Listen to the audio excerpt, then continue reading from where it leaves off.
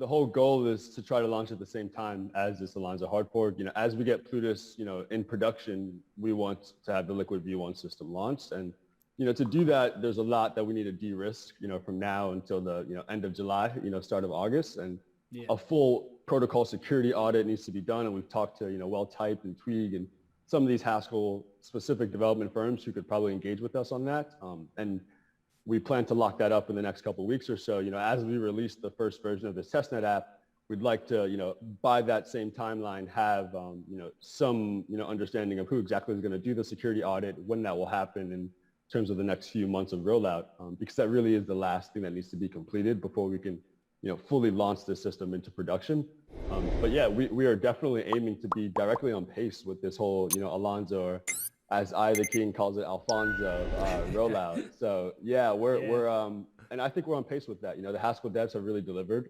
They've been heads down, and we have 2 more joining us basically this week, this early April. So we're really excited about them being able to, one, keep up with the pace of Plutus and the contracts that we're working on, and also potentially get into this, Plutus Pioneer program, which would really be a huge boost for M Labs and Plutus, but also for what we're doing with Liqwid.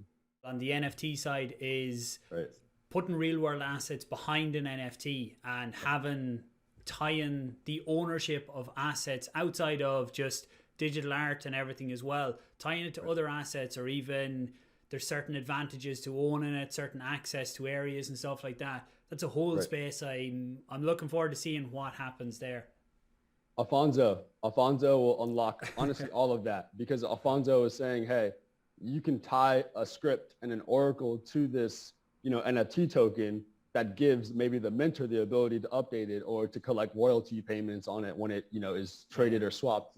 There's so many things you can build into it in terms of what the logic, how this thing actually fully operates when deployed on chain.